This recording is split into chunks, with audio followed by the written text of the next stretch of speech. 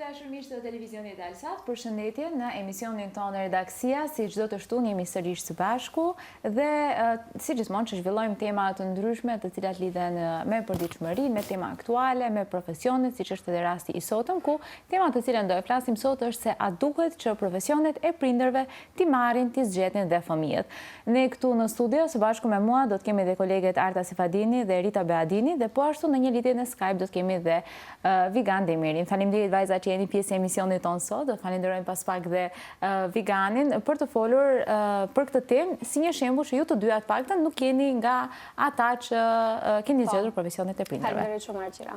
Faleminderit për ftesën dhe besoj që duhet kemi edhe dikë që ka zgjedhur profesionin e prindërve. Prandaj ne kemi dhe Vigan Demirin, që është nga një familje artistësh dhe besoj se ata e kanë çdo ditë art, nuk e di pse e kam këtë ide për këto familje që janë të gjithë në profesionet të ngjashme, por me të do lidhemi pas pak, sepse me njëherë pas pak do takojmë me ju, edhe me ju, duke qenë se do bëjmë një shkputje shumë të shkurtër publicitare dhe do vazhdojmë me temën e ditës së sotme.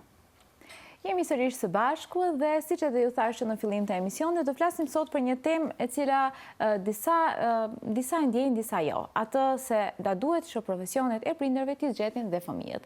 Siç edhe ju thash, ne kemi në emisionin tonë sot dy vajza, së bashku me mua 3, të cilat nuk kemi zgjedhur profesionet e prindërve, por do kemi në një lidhje direkte me Skype dhe Vigan Demiri, i cili vjen nga një familje artistësh. Do doja vajza që ta filloj me ju, me qënëse dhe ju kam këtu përpara se të lidhemi dhe me Viganin. Arta, do e filloja nga ty. Arta është mjeke, përveç se dhe kolegja jo këtu, për mua kolegja e dyfisht. Ke gjithmonë qefta ta potencosh të. Gjithmonë, nuk e di pse e kam kështu shumë qef që ta them. Dhe rrjet po ashtu nga një familje jo mjekësh. Sa sfiduese dhe sa e vështirë ka qenë kjo për ty? Që nga fillimi i vendosjes, domethënë për të marrur këtë vendimin që të studiosh mjeksi dhe ta zhvillosh këtë si profesion? Tash ta themi një gjë që familje shqiptare, nuk ka familje besoj që nuk do një fëmijë të shkojë mjeksi. Dhe besoj këtë e ha fëmia i madh. Ai është gjithmonë kurban që të shkojë mjeksi. Kjo nga traditë si duket tek të gjithë besojnë. Besoj që nuk ka familje që nuk do ta ketë një mjek në familje. Një nga fëmijët paktën të ndjeki rrugën e mjekësisë. Ashtu ka qenë edhe familja ime, paçka se mamin e kam mësuese, kurse babin inxhinier i gjeologjisë. Ato nuk kanë dashur që unë të ndjek, sidomos mami, profesionin e saj, po kanë dashur diçka komplet tjetër.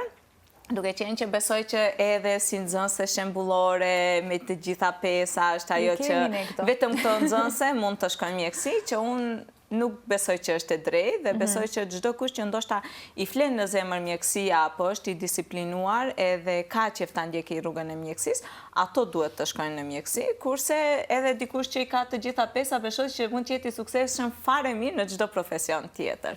Po unë mund të them që kam qenë shumë e motivuar nga ana e prindërve, nga ana e familjes, pastaj nuk mund të them që më ka munguar edhe dëshira për të ndjekur mjeksin. E kam ditur që në fillim të gjimnazit besoj që dua të ndjek këtë rrugë.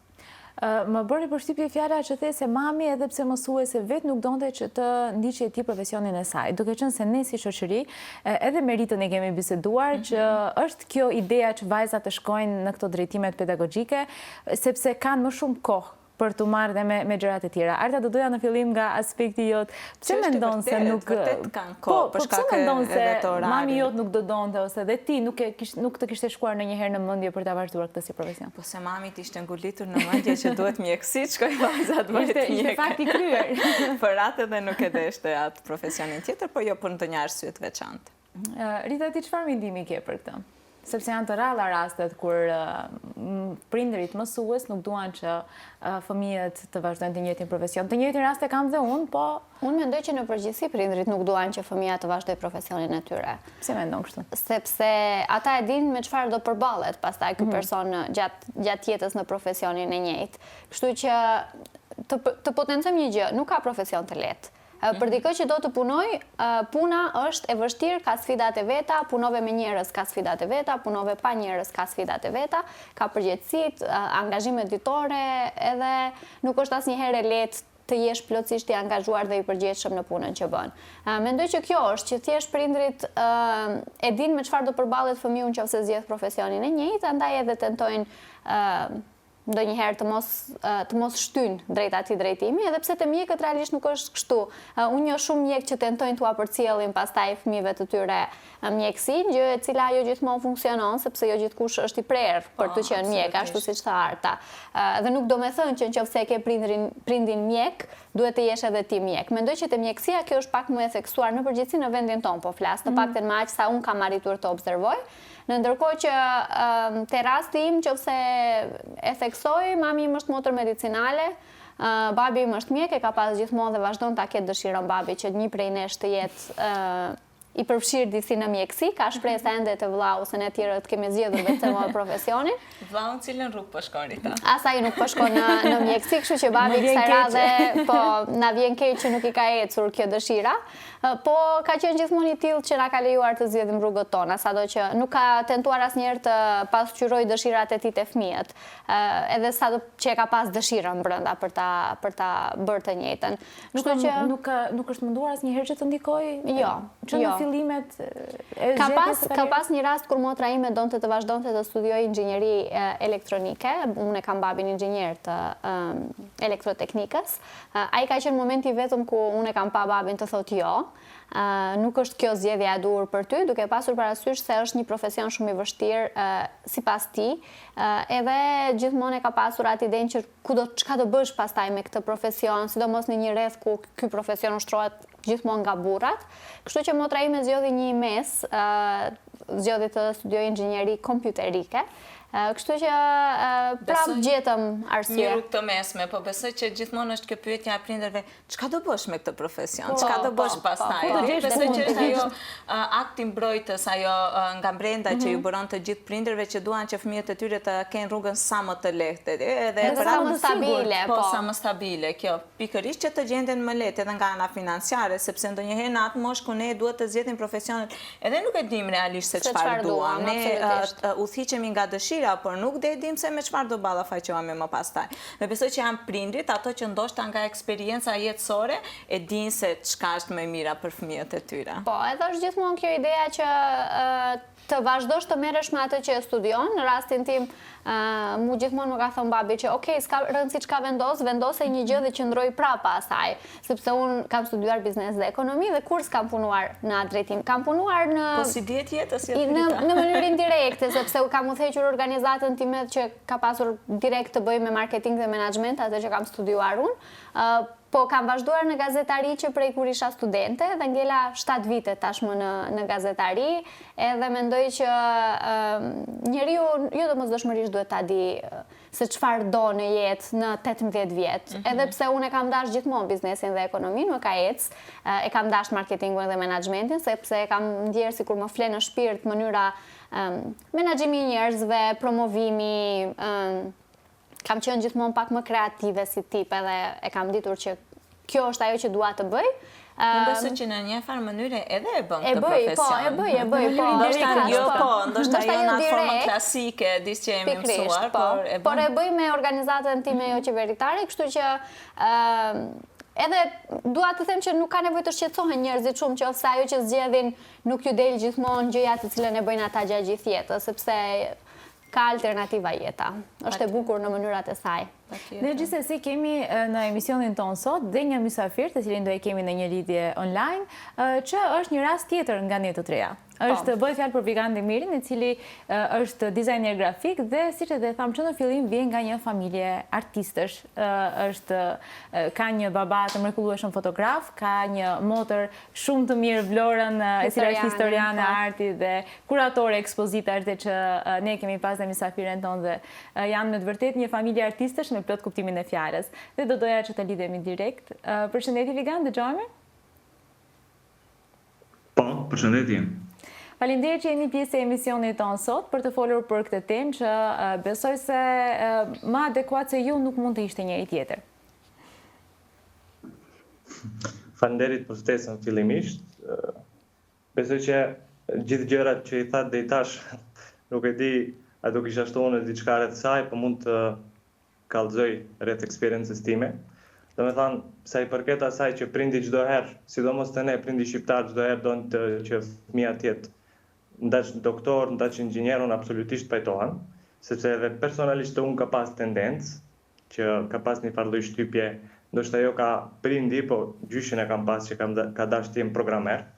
Gjë që cilën e kam provu në shkollë të mesme, po e pash që nuk jam unë për atë profesion. Dhe pastaj, kur e bëj një retrospektiv se kush kam qenë unë atë kohë, them, realisht nuk kam qenë edhe jafta shumë edhe të zgjedhë si çka du. Se realisht një njeri që është 17, 18, 16 vjeçar, ndoshta emocionet i kanë atë mënyrë që herë don këto, herë don ato, edhe sot e godit une dizajnin, kamerën, fotografin, nuk mund t'i daj njëra prej tjetrës. Kështu që kjo është paka shumë. Po, Vigan, ti e pas ke pasur gjyshin plot vizion që ka dashur një profesion të së ardhmes programer, se shumë pak në atë kohë e kanë dashur këtë profesion që ta ndjekin niprit e tyre. Po, ndoshta, po, ka qenë edhe aspekti më të për financiar, se doli mua beti se nëse je programer ke pare. Edhe nëse je mjek ke pare, që ta shukon. Po nuk gënjej në këtë rast, sepse është një ndër profesionet më të paguara të paktën ditëve të sotme. Për momentin, programimi po të qenurit programer. Mirë po i ka sfidat e veta, edhe unë i kam 2 motrat programere, kështu që... A kam pare ato? Tani, të them të drejtën, kanë. A do të tregoj edhe sa e kanë rrogën Argjira? Po janë sende private, sa është rroga nuk pyetet edhe sa vjeç je, edhe kjo pyetje nuk bëhet. Vigani gjithsesi ka qëndruar brenda tek teknologjia, apo jo? Vigani ti tashmë je një dizajner grafik, mjaft i suksesshëm dhe a e ke vënë ndonjëherë në dyshim profesionin tënd ose a mendon se ka ndikuar dhe kjo dëshira e gjyshit për të qenë programier që të ka lidhur ndoshta edhe me këtë që e bën sot, sepse në një farë në mënyrë indirekte e ka një lidhje?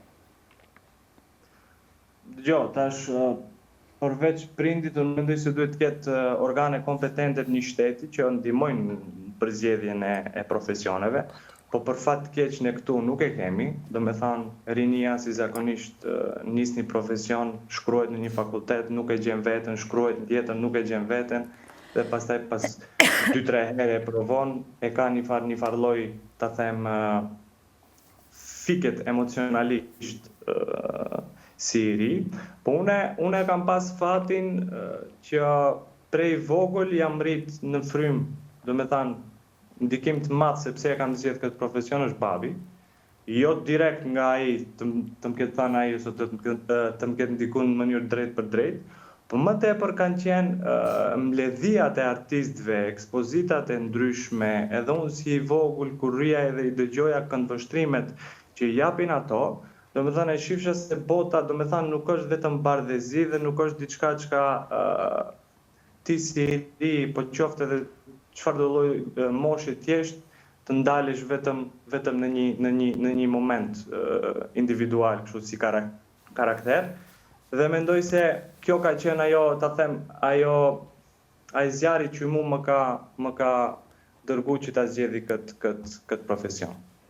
A mendon se kreativiteti buron në familjen tuaj, duke qenë se të gjithë merreni me gjëra që lidhen me kreativitetin? Po shif, absolutisht. Une personalisht për vete nisem që përderisa ti në shtëpi ke njerëz që mirën me probleme kreative, do me thënë 4 koka mendojnë më mirë se 1. Do me thënë ajo matematike thjesht, kështu që besoj se po. Sa herë që japun ndonjë ide, do me thënë diskutohet, bëhet edhe shohim a është e qartë, a është e mirë dhe a është e qëllimshme. Po besoj që për disa profesione edhe duhet pasur pak talent, se jo të gjithë mund ta ndjekin për shembull fushën e artit, që të gjithë jemi të prirur për art. Dhe besoj që ndoshta kjo është një gjë që buron në familje, si në rastin e Viganit që merret me fotografi. Jo të gjithë mund të ta ndjekim atë rrugë. Për shembull, disa nga ne mundohemi nëpërmjet të storyve në Instagram kështu të tregojmë kreativ, por aq na bën deri aty kemi. Absolutisht. Po? Ta them drejtën, unë personalisht artin nuk e kam lidh asnjëherë me të bukurën. Do me thënë, teoria ime mbi artin ka qenë komplet ndryshe nga ajo që mund ta them shumica e njerëzve e mbari. Si ka qenë teoria jote, Vigan? Të krijosh, ndoshta nuk do kisha thënë, po do kisha thënë të zbulosh diçka i cili arsyetimi vetëm i asaj që e bën, që e zbulon, është human. Do me thënë është për të mirën e shoqërisë.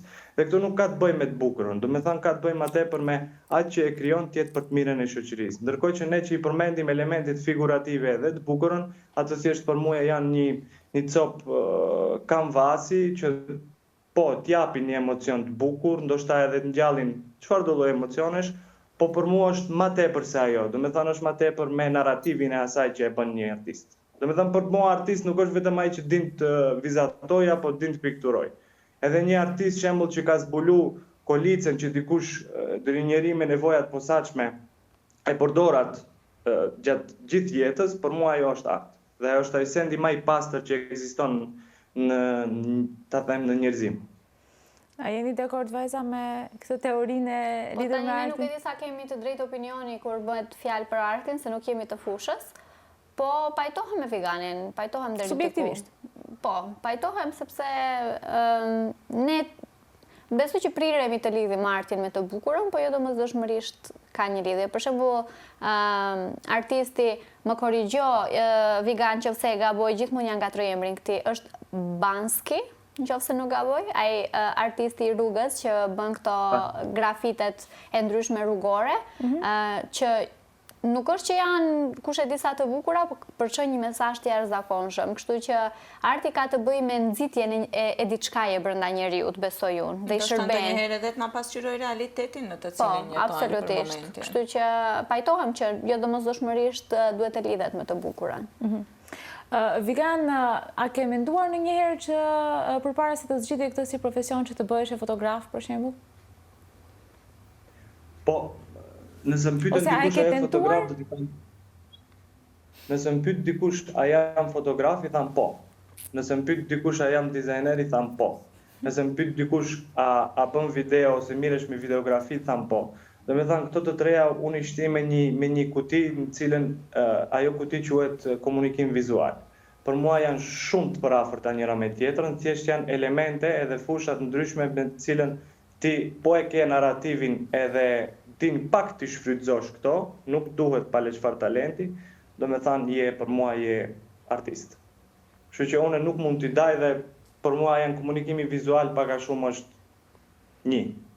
Unë besoj që çdo njeri ka prirje multidimensionale, do me thënë, çdo person mund të bëjë disa punë, nuk është i prirur vetëm ta bëjë një punë, po varet edhe rrugët e jetës ku e çojmë, po edhe ku e gjen veten në atë moment të jetës në të cilin gjende, dhe aty ndoshta ndonjëherë edhe ajo comfort zona që na zen, edhe thjesht ne e vazhdojmë rrugën, po jo që nuk do të thotë, jo që ndoshta ndjekim një profesion dhe nuk jemi të aftë në profesione të tjera. Ne këtu besoj që jemi shembulli më i mirë që përveç profesionit primar që kemi, ndjekim edhe rrugën gazetarisë. Po, pikërisht, edhe mendoj që qëndron shumë kjo, sidomos në shoqërinë shqiptare është krijuar ky perceptimi që nëse ti je një gjë nuk mund të jesh një gjë tjetër, gjë e cila mendoj që është e gabuar. Njeriu ka aftësi të ndryshme, kapacitete të ndryshme të cilat mund t'i shfrytëzojë në jetë. Edhe jo domosdoshmërisht nëse je mjek nuk mund të jesh piktor, për shembull, ose nëse je, nuk e di, nëse Po, edhe mjek edhe politikan, se edhe këtë kemi shumë. Kemi edhe këtë, sidomos kohës fundit e dim që të gjithë mjekët janë përfshirë në politikë. Nuk e di a është keq a mirë. Fatkeqësisht do kisha thënë që... Po jo se na duhen në Ministrinë e Shëndetësisë njerëz kompetentë, për shembull.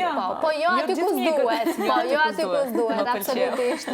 Jo aty ku s'duhet. Njerëzit kompetentë le të jenë në pozita kompetente dhe jemi shumë okay. Po definitivisht njerëzit kanë shumë kapacitete brenda vetes edhe duhet t'i shfrytëzojnë të gjitha, pse jo, nuk është patjetër që nëse ti je një diçka s'mund të jesh një diçka tjetër. Sepse unë personalisht kam pasur shumë kritika që ti futesh kudo, nuk mund të jesh edhe ajo, edhe kjo, edhe ajo. Jam, kupton, sepse e kam aftësinë për të qenë. Edhe e shfrytëzoj, njëra më bën të lumtur në një mënyrë, tjetra më bën të lumtur në një mënyrë tjetër, kështu që njerëzit duhet si shqiptar në përgjithësi, edhe si qenie njerëzore, duhet të kemi qef ta njohim pak më tepër veten. Mendoj që nuk bëjmë mjaftueshëm punë me veten për ta njohur veten fillimisht. Të zhvillojmë ato aftësi që kemi brenda. Edhe nëse bëjmë, kam përshtypjen sikur ne, edhe nëse zgjedhim një profesion të gabuar, e kemi shumë të vështirë të tërhiqemi, edhe të pranojmë faktin që ne kemi gabuar si individ. gjë që është shumë normale, njerëzit fillojnë një fakultet, e ndrojnë, fillojnë një tjetër, derisa ta gjejnë veten, edhe është një proces shumë normal i jetës, besoj. Edhe këtë duhet ta kemi të qartë, që ndoshta deri në 30, 40 vjet ti mund të duash të bësh një punë, po pas atyre nuk e gjen më veten atë punë, nuk e sheh që të zhvillon si njeri, që mund ta gjesh veten mirë, edhe lirisht mund ta ndrosh nëse mendon që mund ta gjesh veten më mirë në diçka tjetër. Dhe besoj që për këtë na ka ndihmuar shumë kjo periudha në të cilën jetojmë. Tashmë në kohën moderne ne kemi vërtetuar që çdo kusht mund të bëjë çka të dojë dhe të jetë i suksesshëm në atë. Paçka në fillim shumicës për njerëzve mund t'ju duket paksa si absurde.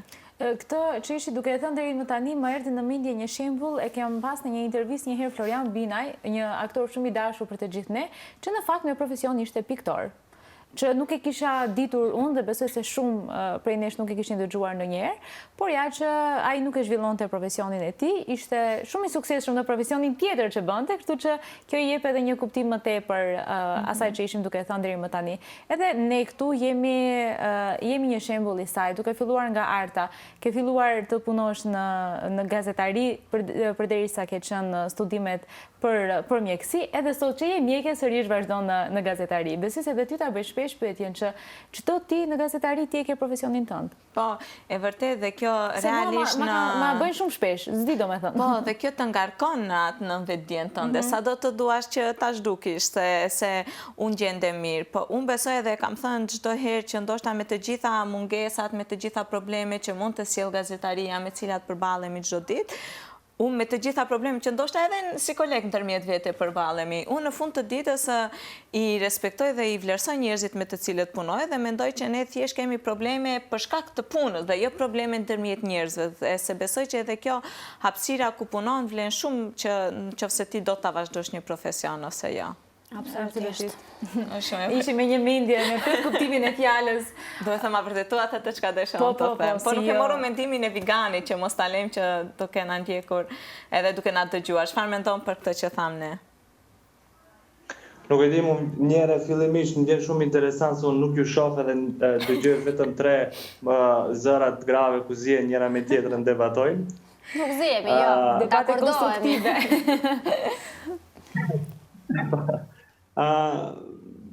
Absolutisht, do me thanë, për mua është ajo që përderisa ti pajtohen plotësisht me ritëm, përderisa ti ke zgjedhur një profesion, dhe ai profesion e shef se nuk shkon më, do me thanë, është shumë normale që ta lesh ta kërkosh një motivim tjetër.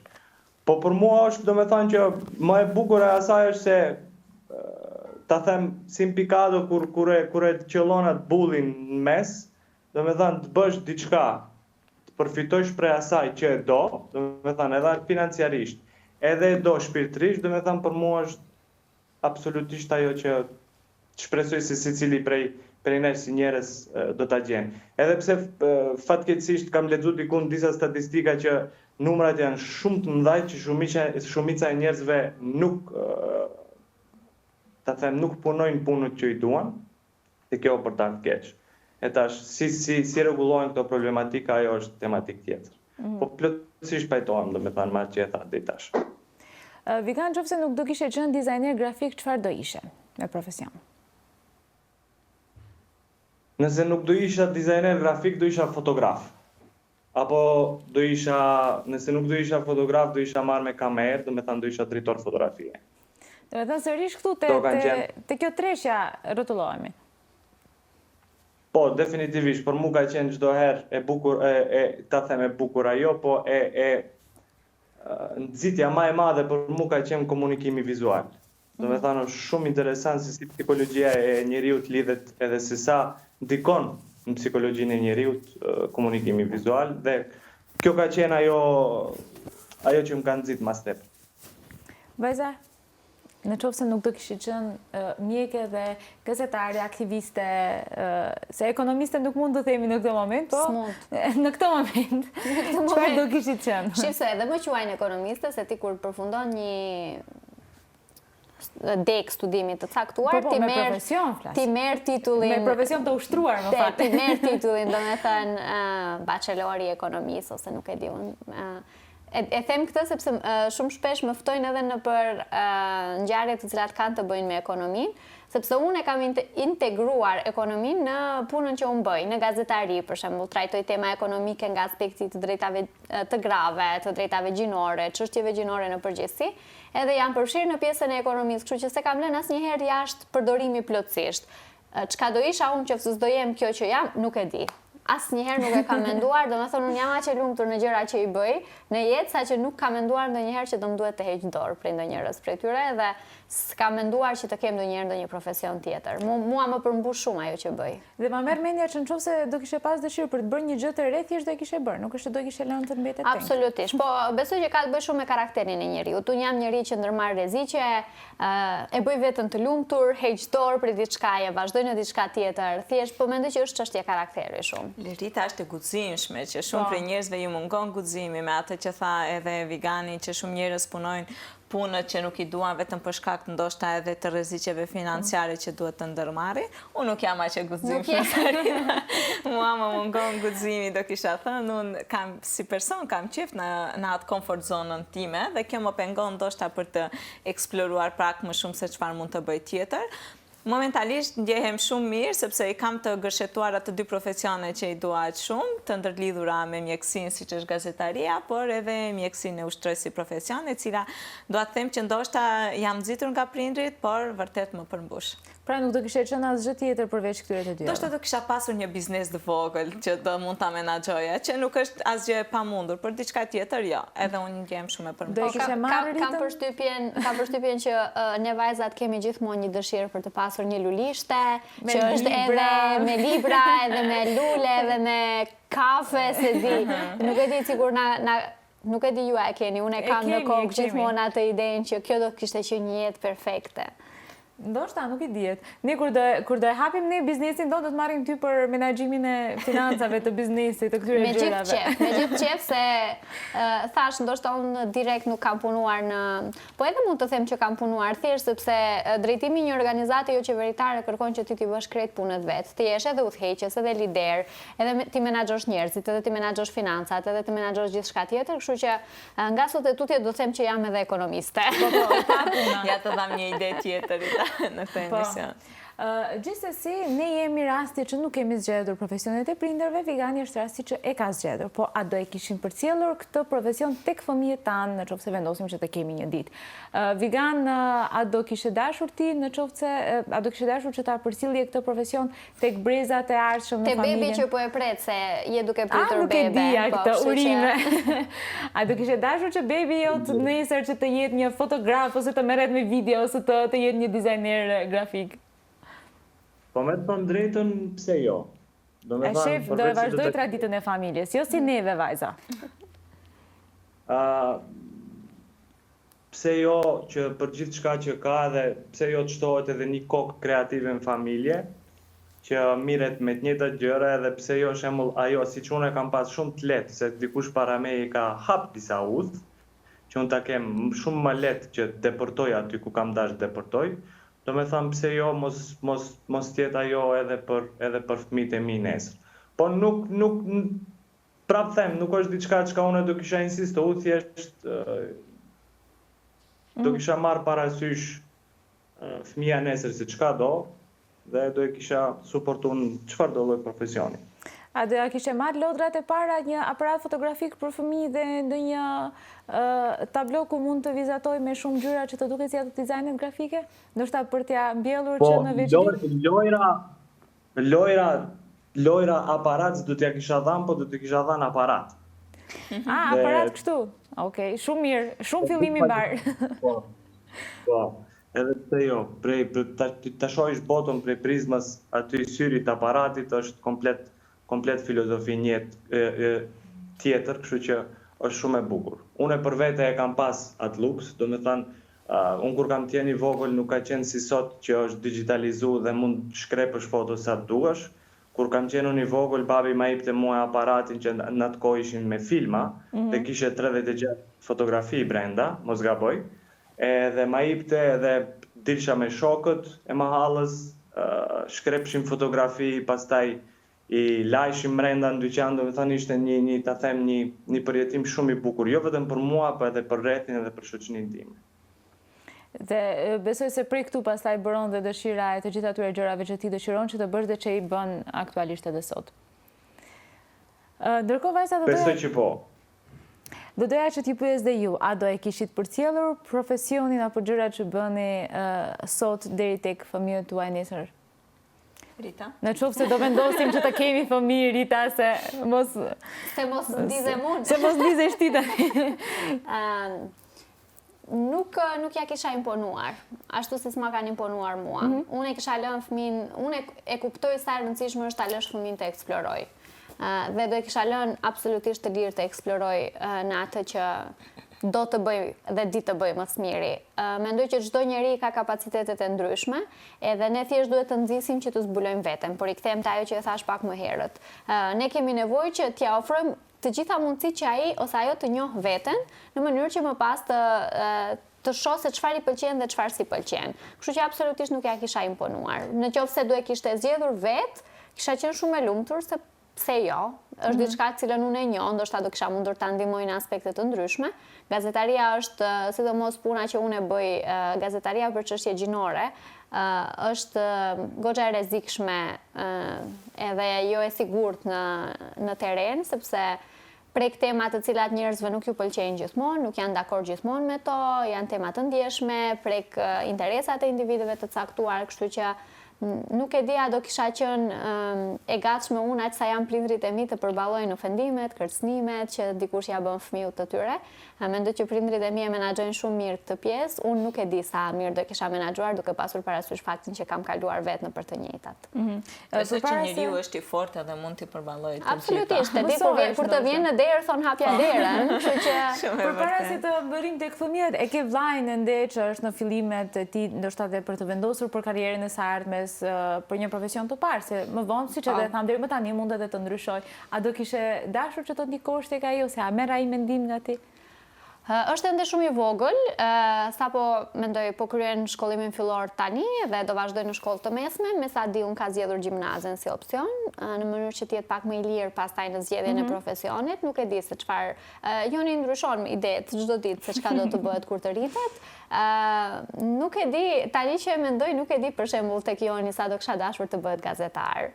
Thjesht për shkak të sfidave, se ndoshta fëmiu nuk mund ta imagjinoj, po kur e imagjinoj te vllau im, unë e tërheq Jonin mbas vetes shumë nëpër aktivitetet e mia, sepse dua që ai të përfitojë, është i aftë në shumë dhe shumë i ngjajshëm me mua, kështu që pse jo ndoshta nesër do të jetë edhe ai në profesionin që un jam, po tentoj që t'ja hapur horizontin në kuptimin e eksperimentimit të gjërave që ta shoh ai se ku përket më së tepërmi. Për momentin për shembull merret me fotografi, është marrë me sport, me futboll, një herë thonte do të bëhem futbollist, tani merret me fotografi. Ndoshta bëhet kolegu i Viganit. Kështu që nuk e di asnjëherë se si do përfundoj deri në fund. Mendoj që është në fazat e eksplorimit të vetes për të gjetur atë që do në jetë. Arta? Besoj që njerëzit, kemi dy kategori njerëzve, më korrigjoni nëse jam gabim, po besoj ka njerëz që të vegjël e kanë një cak se ku duan të arrijnë dhe e din sakt se çfarë duan në jetë, dhe është kjo ana tjetër e njerëzve që duan të eksplorojnë dhe realisht nuk e din se ku e gjejnë veten më mirë. A besoj që do kthejmë në fillim të temës, në fillim të emisionit, ku ne thamë se përse i vazhdojmë profesionet e prindërve ose jo, dhe besoj që sidomos tek mjekët, varësisht se si prindi e reflekton tek fëmia punën, ashtu edhe fëmia nesër do doj apo nuk do doj ta vazhdoj profesionin e prindit. Tek mjekët, varësisht qofse prindi ka munguar shumë në familje, ka qenë shumë i preokupuar me punën, nuk i ka kushtuar kohë familjes dhe non-stop është ankuar për punën që bën, se besoj që edhe ankesat ndikojnë shumë tek fëmijët që janë të vegjël, atëherë fëmia automatikisht nuk do ta vazhdojë atë, pasi mendon që duke ndjekur rrugën e prindrit edhe ai do mungojë në shtëpi, edhe ai dhe ne realisht duam të ndryshojmë rrugën që kanë bërë prindrit tonë në jetë për më mirë. Dhe besoj që edhe kjo në një farë mënyrë ndikon nëse ne do vendosim për një profesion ose një profesion tjetër.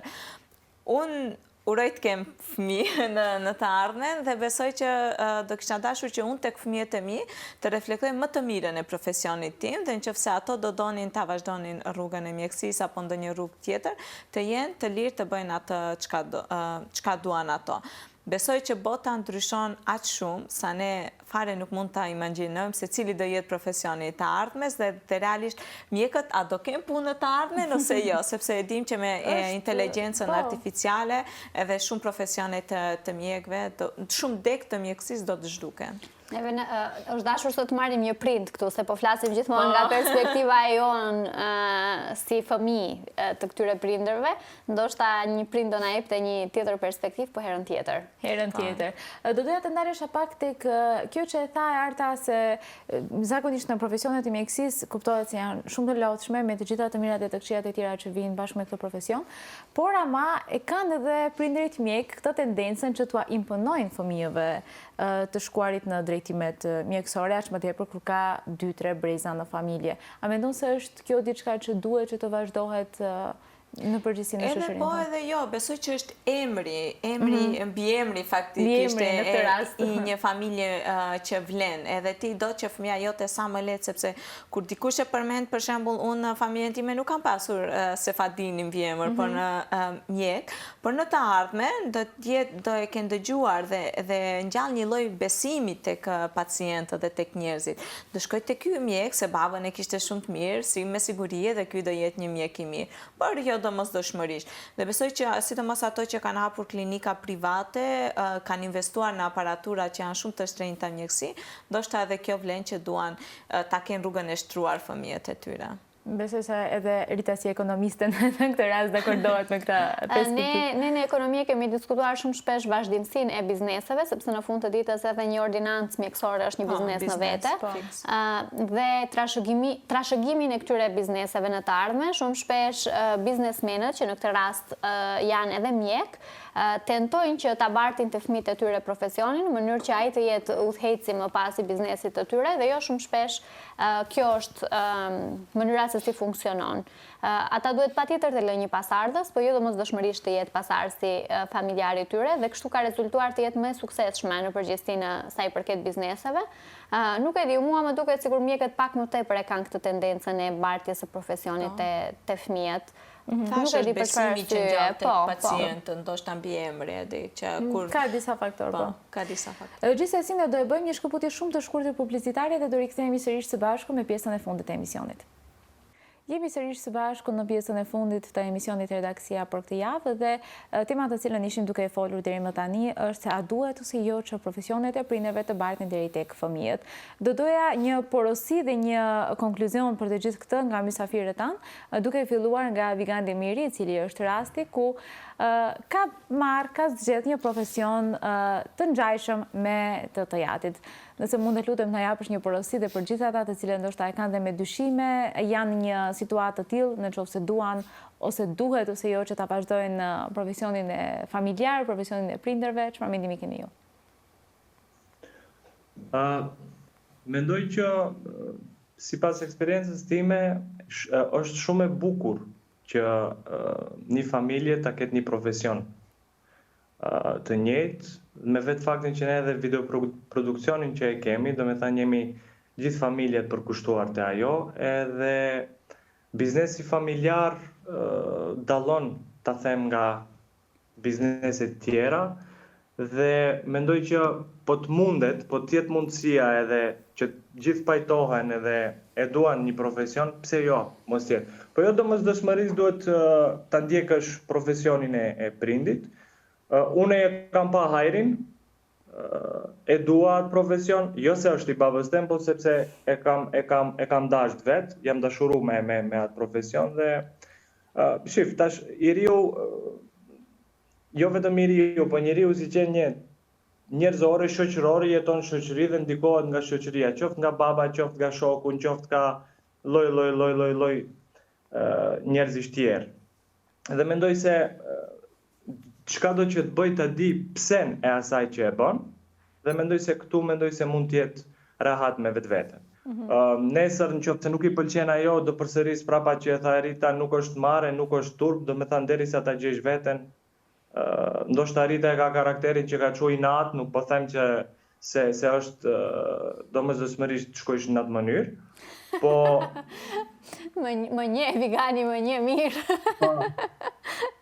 Po, do me thanë, nuk do me thanë, nëse i natëshor, përdore ati natin, si që ka përdorë shembull e përdorën Tazem këtë rast Rita, e përdorën motra ime, e përdorin do me thanë shumë njerës, po personalisht për mu me i natë sendet së një kam qu, unë i kam qu sendet ma tepër jam fokusu në ta them brenda meje atë qka duun, ta bëjti qka e duun.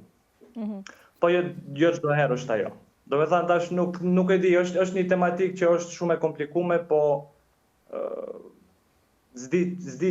nuk e di a do mundesha t'ju ndihmoj në përzgjedhjen e profesioneve rinis. Vajza?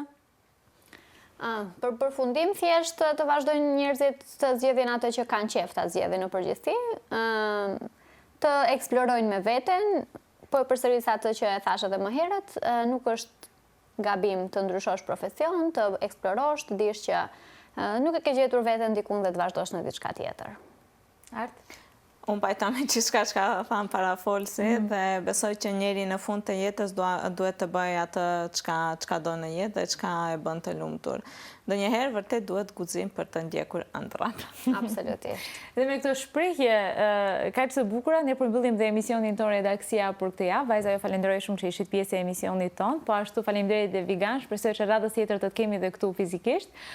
Dhe pse jo dhe me ndonjë ekspozit me punimet tuaja ose ndonjë ekspozit familjare kështu me të gjitha punët e mira që ju bëni si familje artistësh, siç e thamë që në fillim.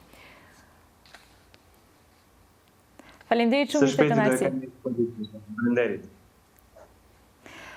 Shihemi sërish së bashku javën që vjen me mua të hënën si gjithmonë në ora 3, por me emisionin redaksia javën që vjen. Deri të hënën, shijojeni, kalofshit mirë.